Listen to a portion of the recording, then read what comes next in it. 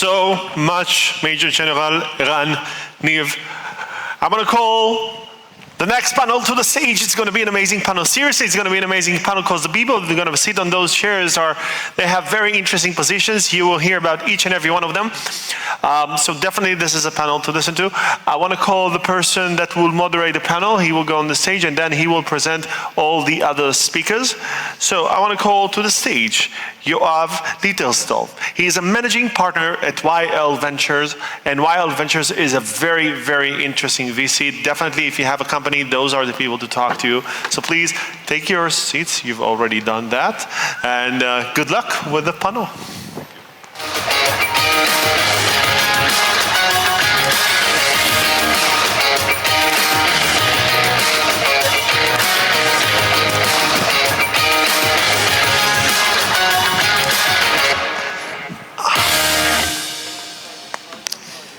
Ladies and gentlemen, it's great to be here and to welcome you all in person. Since the previous Cyber Week conference in 2021, we've seen the global cybersecurity industry shift and cyber attack continue to plague businesses worldwide, reinforcing the need for heightened security awareness and innovation. Standing on the front lines of these challenges are the CISOs, security professionals, and the new generation of security vendors working tirelessly to revolutionize or evolve the industry. As we all have seen in the past few months, the current bear market and looming downturns have significant repercussions. Budget cuts and layoffs now extend across the tech industry, with cybersecurity not exempt from tightening its belt and assessing its priorities. Investors are proceeding with caution, waiting to see valuations normalize, and cybersecurity startups are examining their runway and long-term viability. CISOs must contend with these challenges that directly affect their day-to-day ability to protect their organizations, and pile on top of that the growing number and sophistication of cyber attacks. I'm a great believer in opportunity that rises from adversity. Challenges drive innovation, so without them, there would be little urgency to find the next great security solution. Cybersecurity is an extremely resilient sector, and the Israeli cybersecurity industry is its Ivy League. As an early-stage investor, it is my experience that shifting from the sprint mode of 2021 to the current long-run marathon mode provides opportunities for early-stage companies to build the strongest foundations possible in order to foster stable growth and build a category-leading company. As 2022 continues, and while we may not be out of the woods yet, certainly not yet, dialogue between CISOs and vendors is a crucial part of this process. There's a constant and unabating need for revolutionary security solutions to solve the most pressing security pain points CISOs have in any market climate. With that in mind, I'd like to invite you to join our unique session today with 4 cybersecurity luminaries as we take a deep dive into the daily concerns and challenges CISOs face in light of these pain points, and speak to 3 brilliant entrepreneurs from the YL Ventures portfolio striving to solve these issues. I'm excited to welcome Andy Ellis, operating partner at YL Ventures and former CISO at Akamai Technologies, who will moderate the panel. Thank you, Yoav. Bruchim Habaim, welcome all to CISO Pain Points. This is one of my favorite things to do. And today we're going to focus on some sort of the bigger picture issues that make CISOs' lives a little more challenging, and understand how vendors and founders tend to approach those. Like, how do you build a company when you're aware of the pain point? So on the far side of the panel, we have the CISOs. On the near side of the panel, we have the founders. I am not in the middle to keep them separated, so we'll hope that the folks in the middle don't go to fisticuffs. As I ask each question, I'll ask each person to introduce themselves at that point rather than just doing a giant wall of introductions. So we're going to start with Gary Hayslip on the far side, Softbank Investment Advisors. So Gary, you get to see security from both sides of the life cycle. You buy companies and you invest in them, so you get to see how they build it. But then you also run a very massive enterprise and you're responsible for security and building that into the life cycle. So I guess the real question often is, when is the right time for a company to care about security in their operations? Like, obviously the first person who builds is not a CISO, right? But at what point does security really start to matter? Well, obviously, you want to do it before you have an incident, you know. But yeah, in my role, besides doing the operational part of security, you know, we work with due diligence. We work with our portfolio companies, and I mean, just the last 18 months, I've done due diligence on like 200 plus companies. And the biggest thing I look at is really you should be planning security and when you're growing your company from the beginning, because it's more than just hardware. It should be part of your culture. It should be a core business, you know, service that you develop along with HR and operations and dev. And you don't have to buy a ton of stuff, but just start doing some of the hygiene pieces at the beginning. And then as you mature, as you grow, your program grows with you. You know, and basically you become more resilient. And I've, you know, in a lot of the companies that we've looked at, I've gone ahead and pulled founders aside and said, these are some things that you're missing. You really need to be working on some of these. And so really, it should be at the beginning. Okay, that's great to hear. So I'm gonna come over to Lior here. So Lior, your company Cycode is actually sort of all about embedding security through your software supply chain, and especially the software that you're gonna build. And so as you look at, you know, Gary saying everybody should do it from the beginning, what's your experience as you're building and interacting with customers for where they really are embedding it into the business processes? Yeah, so I think it's absolutely right. Mike, a little closer. Sorry, is that okay? I think you're absolutely right. Security should be embedded from the very beginning. For us, what we did is essentially, you know, educate the developers from the very start, make sure that we have awareness training about all sorts of threats, and also invested in using consultants for, you know, that have like, that spend fractional time with us to make sure that our program is aligned, and essentially we need to be at the best security shape in order to sell to large enterprises.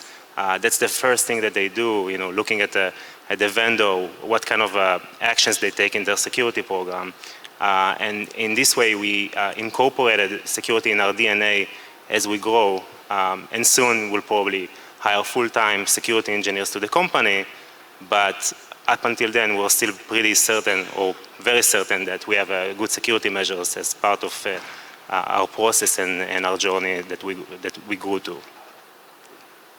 So Spencer, I'm going to pivot over to you and take sort of the reverse of the question. So Lior just says, well, we start with security and everybody's doing it, and soon we're going to hire security professionals full-time.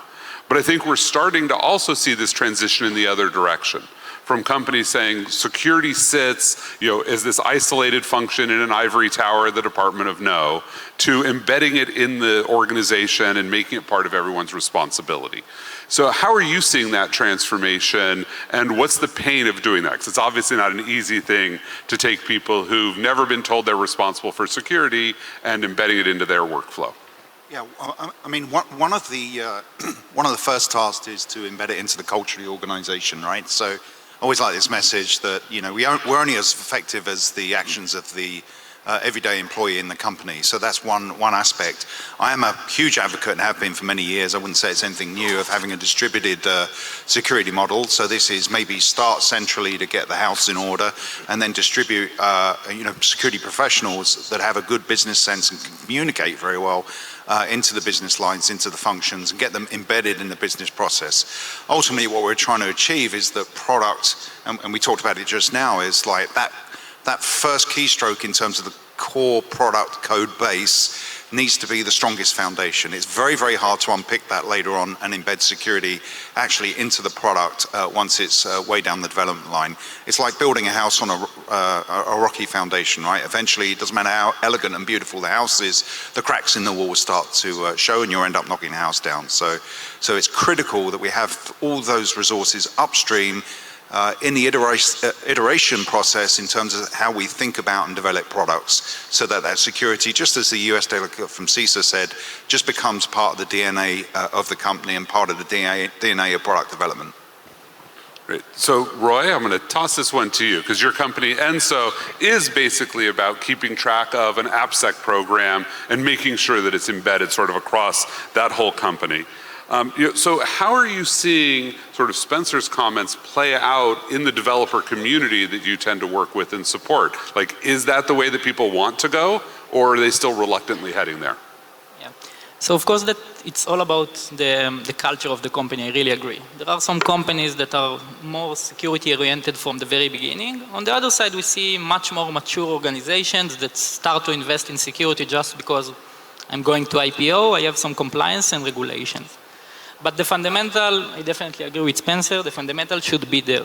Our mission, for example, in Enso Security, our mission is to democratize the application security, which means that it doesn't really matter if you are just initiating an AppSec program from scratch and you care about the basics, or maybe on the other side you are a very mature team with a lot of processes and tools in place and you care more about efficiency and governance. At the end of the day, the security, especially when it comes to the development teams, it should be part of the fundamental, the culture of the organization, and that will allow us to get the trust between the different groups and to create the common language that will allow us to drive much more secure product. So I think I'm hearing that when you democratize, you have to accept that you have some people who are really excited about it and some that aren't, and meet them all there. Especially those days. Yeah. So Philip, I think responding to Yoav's comments, we're seeing a shift in the market, but I think markets have always shifted. And so as you're considering like how it's going to play out, how do you think about preparing for the changes that are likely coming down the road? Maybe there's more merger and acquisition opportunities, and you have to think about who you're buying. Maybe you're slowing things down. So what's your thought process going into a volatile market about your security investments? Yeah, I think it's a great question and area. I think a couple of things about moving into a downturn while building a security program. Number one, I think it's a great time to build security.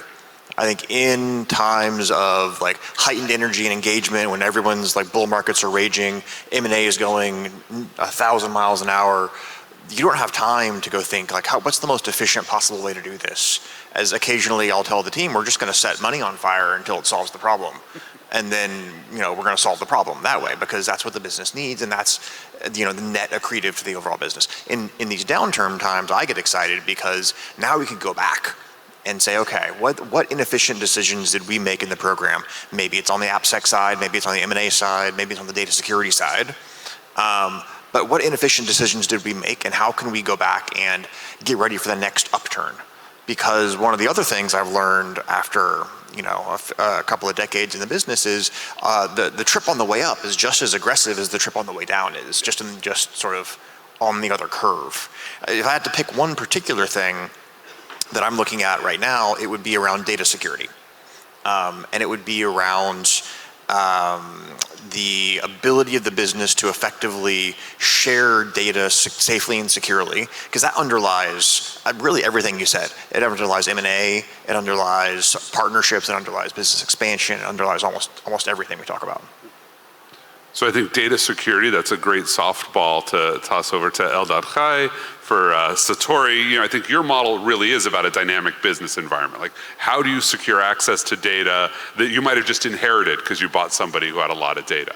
So how are you approaching, and how do you see the dynamism playing out among your customers in your go-to-market?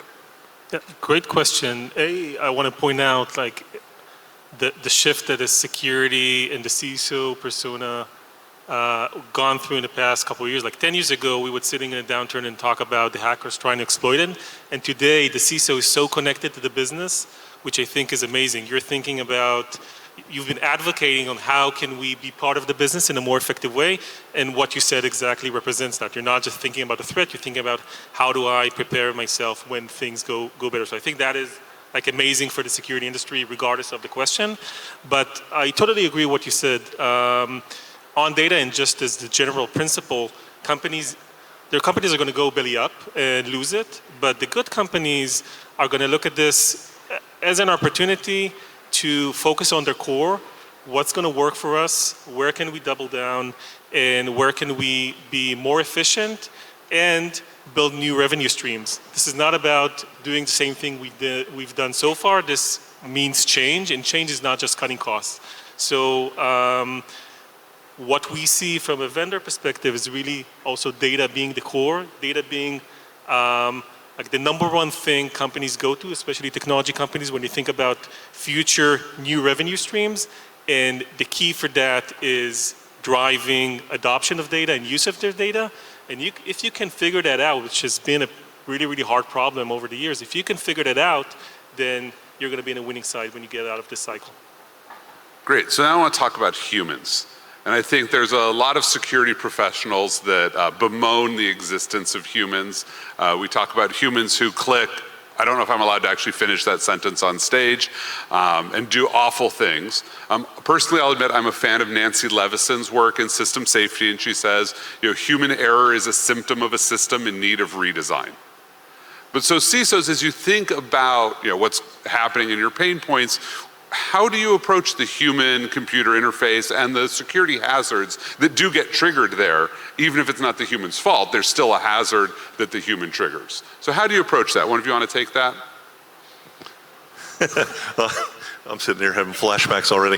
To me, it's, those humans, I've had, I'm in my 5th role as a CISO now, and I made that leap multiple roles back where those humans really aren't stupid users. Those humans are my customers. Those humans are why we're there. Those humans are why I build my team and why I build my program.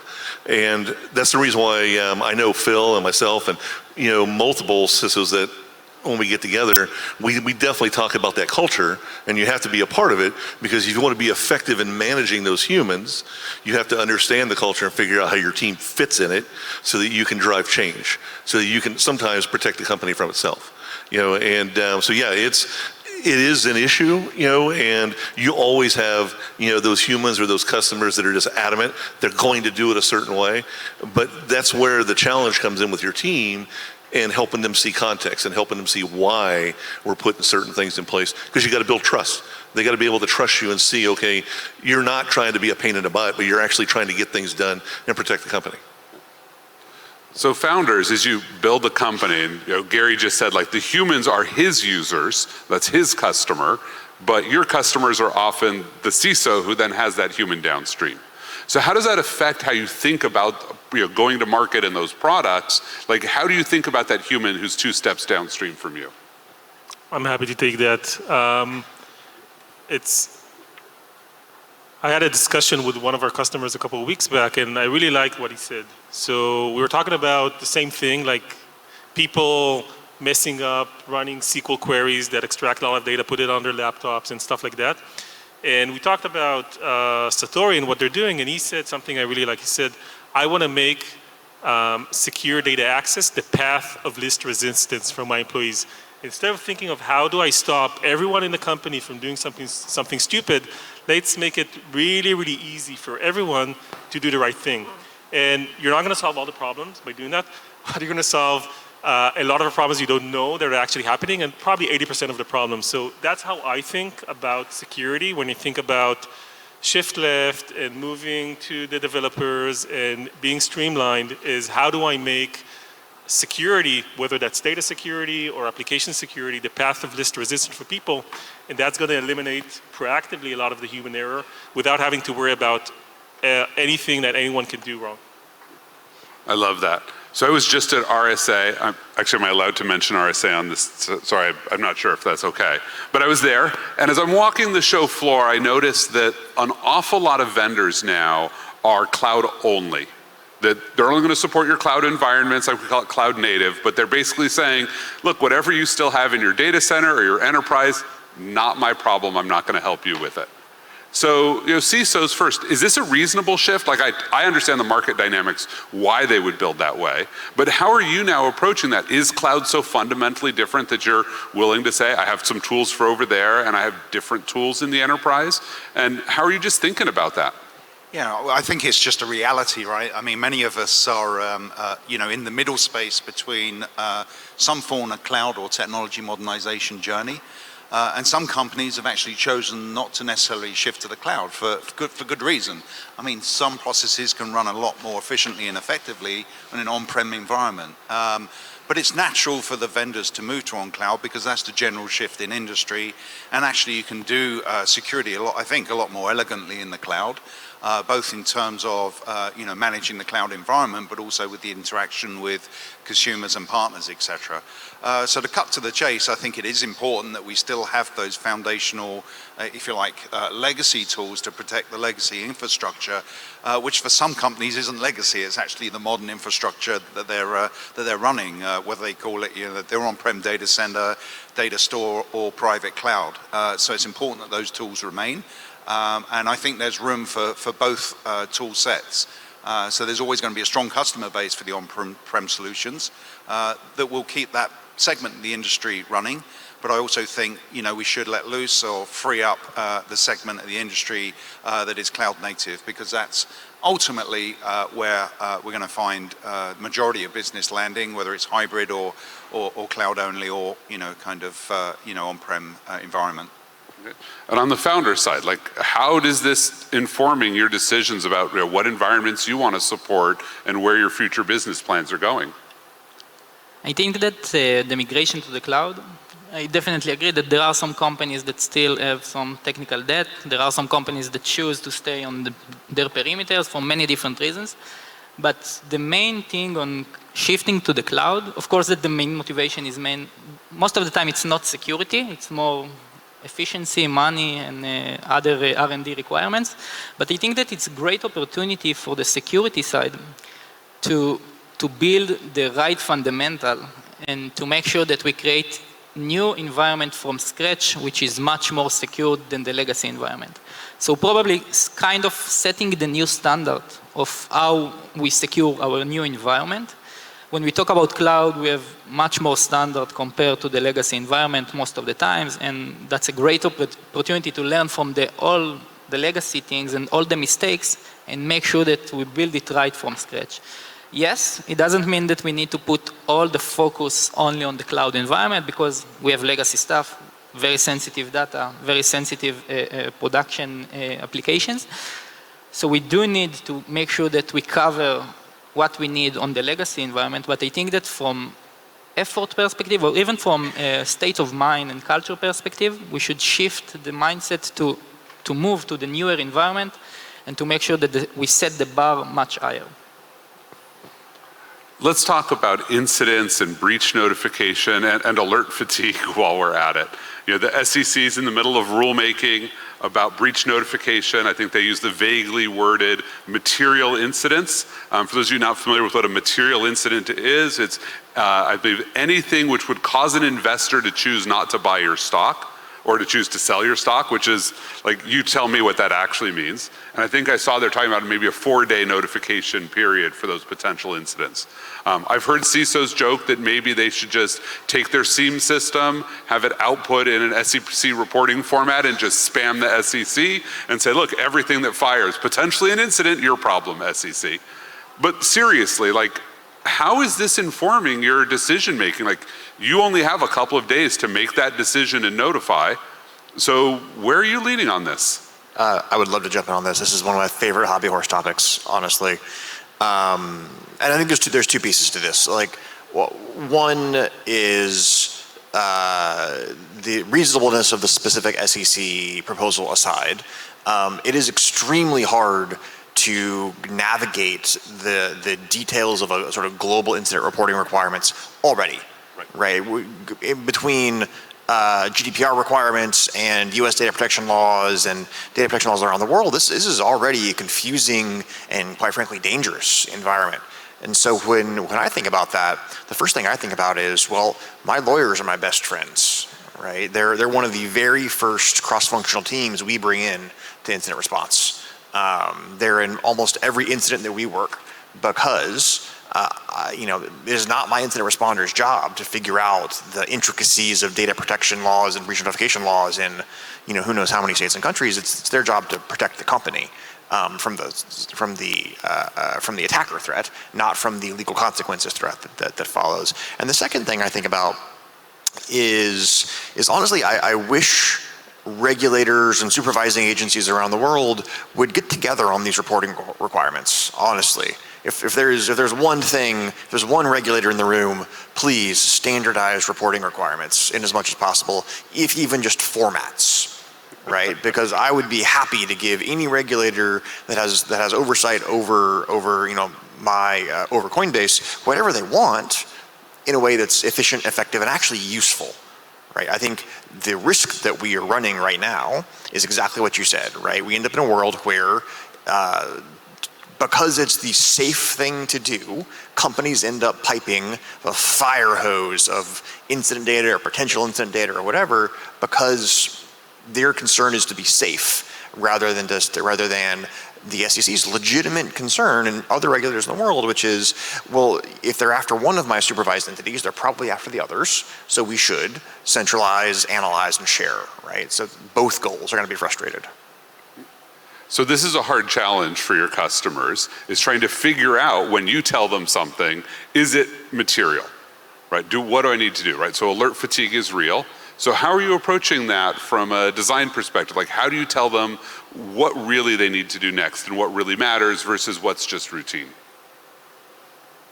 Well, in our platform, for instance, in our platforms, for instance, we're utilizing all sorts of graph technologies in order to analyze potential breach paths to important assets. So for us, we first try to understand what's more important than the other assets, and then try to make it more accessible to the end user when something that can potentially impact that, so they would know whether it's something they need to address or not. We look at all sorts of factors when we make a decision or make a recommendation, and then on top of that, so life would be easier. We'll try to offer remediation, either guidelines or automatic remediations.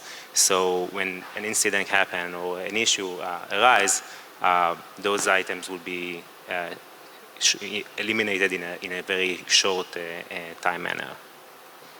Okay, so now we're going to do a slightly different format for the next set of questions. I'm going to put a little incendiary topic. I want a thumbs up or thumbs down to the question, and then we'll have somebody jump in and respond.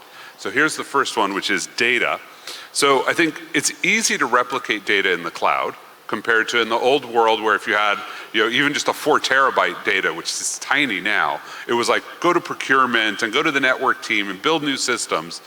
Are we about to have this explosion of data that only existed in one place is now just scattered across our cloud environment? And is this the thing that we should be worried about for the next few years? How much data is going to be replicated out there? That's not an about, that's an already happening, just to be clear. Okay.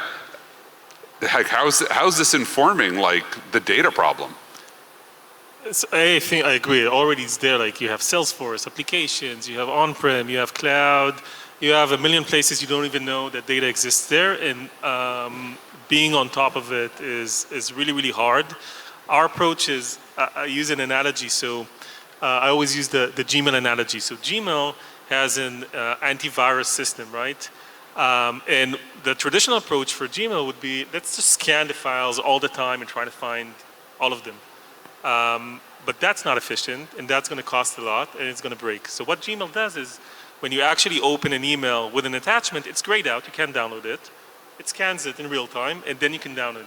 That's just such a simple thing to do, but change the whole thing. So for data, for us, that Gmail analogy is usage. We want to be there when the data is being used. When you have the business context, why it's being used, who's using it, and what's the actual nature of that data. And that's where we intervene, and that's how we believe we can change the model of how to treat and do secure data access. Anything else is just trying to fight a wave that's coming, and that's going to be really, really hard to do. Yeah, I think it's going to be an interesting one. Okay, let's do S-bombs. I'll admit I'm not a big fan of S-bombs, but I might not be the one. Are S-bombs actually going to solve a lot of meaningful problems for us? Thumbs up or thumbs down? Yes, I'm very happy there. But in a way, no. What's the value for them? Yeah, so that's something to mention. I really believe that there is huge value by managing S-bomb.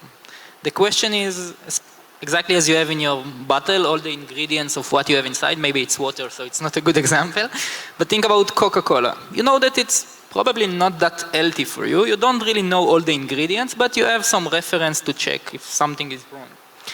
So I really believe that we should manage the ingredients of our software. But the question is what we will do with this information. So today, again, we have the compliance, we have the auditors, the regulators, all the good friends of the legal side. All of them are asking us, this is mandatory for you to manage SBOM because nobody knows. The question is, we have very qualified data. And the next question should be what we can do with this data. So just manage the format of the SBOM file, which is not readable at all. To keep it in your side, it's good, but we have to take another action on top of this data to make sure that it will be valuable for our security team and to bring some efficiency to the process. So today I think that the SBOM is a bit problematic, but there is a potential to be a good thing. Okay, so SBOM got a thumbs down. Now let's go to Zero Trust, if we thought that was inflammatory. Yeah, I think Zero Trust had a big heyday 4 years ago, and then we had COVID, so we had to bring back Zero Trust again, and everybody's talking about it. Like, what's your response when someone says Zero Trust? Thumbs up or thumbs down? Let's start with that one. Okay, good, like the principle, but in practice? I mean, I can, and maybe Gary has something to add too, but from my perspective, I hate the name. Right? Because it means this huge broad spectrum of possible things. When I hear Zero Trust, what I actually hear is identity-based security, right? And I think that to me is the core of Zero Trust, where we're getting away from location-based security. You're in your office, so you have privileged access to whatever, or system-based security. It's a company laptop, so therefore it's special somehow. And we're getting to a world of true identity-based security, where it's Andy. And I have high confidence it's Andy because of these 12 reasons. Andy has access to these things. And so if we ignore the label and look at the underlying intent, I'm very, very excited for it. I don't think we're there yet as an industry, but we're taking steps. And I can sort of see the light at the end of the tunnel, and I'm fairly sure it's not a train, but it's actually the end of the tunnel. No, I mean, I definitely agree with Philip. I mean, the environment I have at Softbank, we're 100% cloud. I have nothing on-prem. I got 400 SaaS apps. The whole focus is on the endpoint, edge, and the data. And so the whole Zero Trust thing is, I think it's in flux. And I honestly think it's going to be moving more towards data. The more you leverage cloud, the more you move in it. It's just the way it's going to go ahead and transition. Right. So I think I just heard that Zero Trust is basically just the antonym for network-based trust, which is what we all sort of had to do and grew up with, and getting rid of it. How are you seeing that on the application side, though? It's multiple, you all have applications, and it's partly also the authorization. It's not just identity, but granting access. But this has always felt like a hard problem, like keeping track of like what Philip should actually have access to and which team he's in. This is like a big bugaboo for a lot of security teams. Like, how do we think about making that easier? Everybody dodges that question. I can take it. So yeah, of course that the same works with the applications. Same obligations and same risks that exist in our instances, cloud instances, endpoints, same works on the application side. So we do need to manage the identities, manage the permissions, make sure that we understand exactly what is the resource behind each one of our requests. And basically the bottom line in application security, we are a bit agnostic to the entire infrastructure side. So for us, it's the same risk if we expose an API in GCP, AWS, or on our own perimeter. It's the same risk. It depends on the application on the backend side. And that's the logic behind Zero Trust as we see it on the application security side. You don't really care about what is the source, but you need to make sure that you have enough ways to actually validate the identity, authorize, authenticate, and make sure that this request is legit. Yeah, I think a lot of the authentication providers don't want to play in the authorization space, because the authorization space is really hard. Right. And you need really good context and understanding of the business and the personas within the business. But I also think it's one of the greatest opportunities for automation and the use of AI, etc. So it's still a pretty unmet need. And I think if we can bring together authentication and authorization elegantly with the next gen of technology, it's going to really solve a big problem for the CISO. The way it really happens now, if the providers are serious in authorization, is the software is elegant, but the setup is miserable.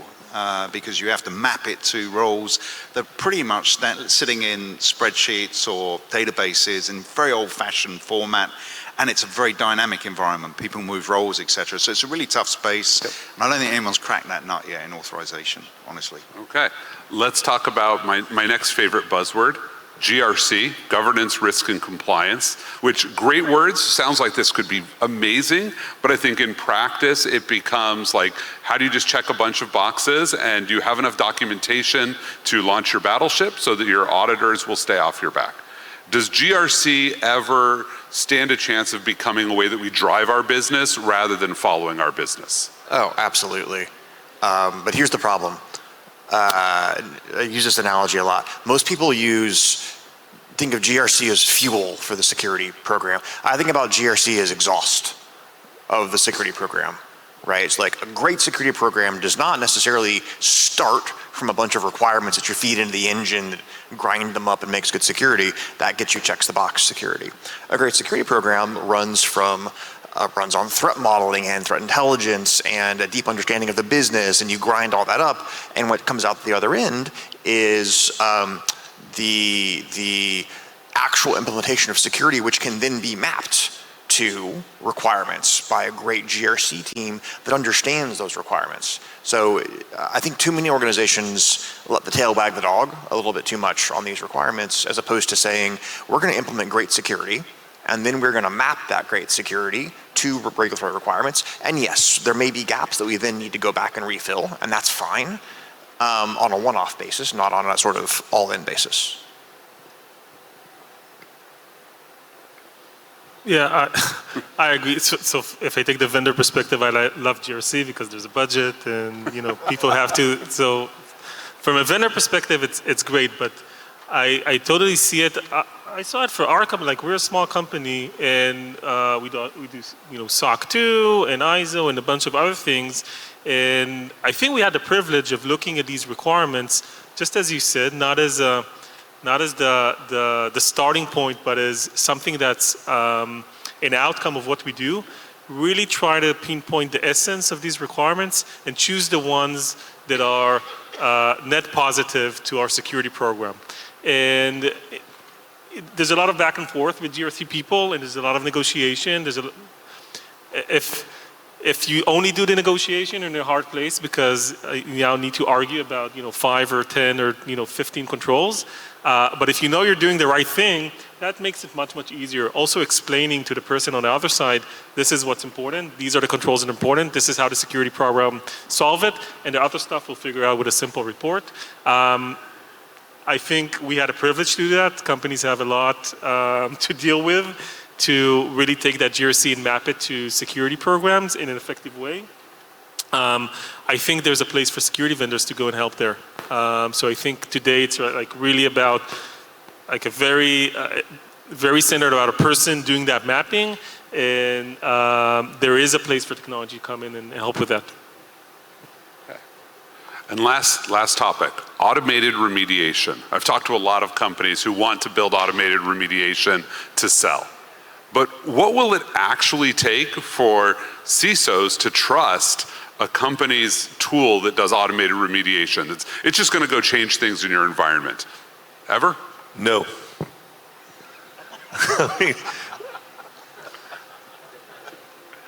I just, for me, it's just, I guess, because of the fact that, my team and I, we're on the line for it. I have no problem with the scanning. I have no problem with the recommendations, the mapping, all of that, but I still want the human to be able to push the button. Because of the fact there's business context that I got to pull in. I'm talking with other, stakeholders and other departments and stuff, and there may be something within the business that's now going to influence, and all of a sudden it's not a security issue, it's actually more of a business strategic issue. Or there might be one of the other departments, maybe dev is going to outweigh, and I've got to go ahead and we're just going to have to accept this risk. I still want the human piece.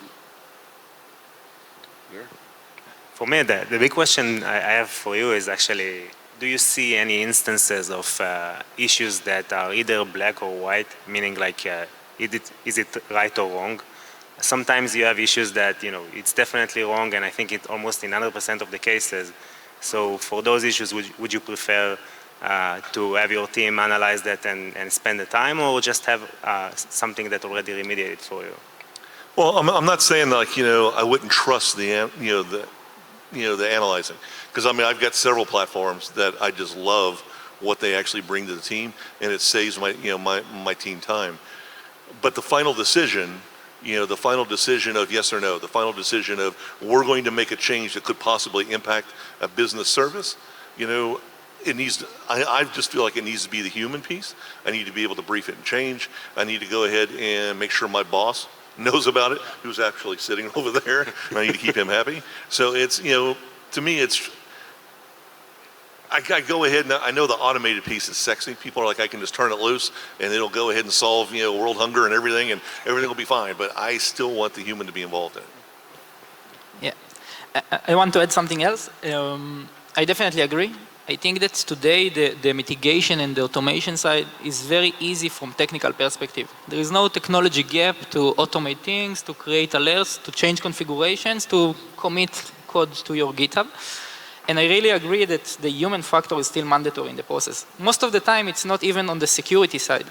You give all the data, you create the standards in the way that you report, and those tools actually help you to gain all the information that you need to bring everything back to the stakeholder. It can be developer, it can be DevOps, it can be management.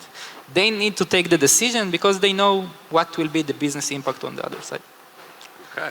Well, I want to thank all of you. This has been a lot of content. I think we've done an amazing job of teasing out some really insightful things out of all of you. I hope everybody who's here, whether you're on the academic side, whether you're a vendor, whether you're a practitioner, that there was some nugget here that was really helpful for you. So join me in thanking our lovely panelists for all of the work they've done.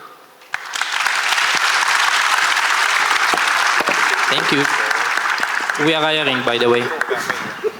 Thank you so much for this amazing panel. Thank you. I brought a person with me.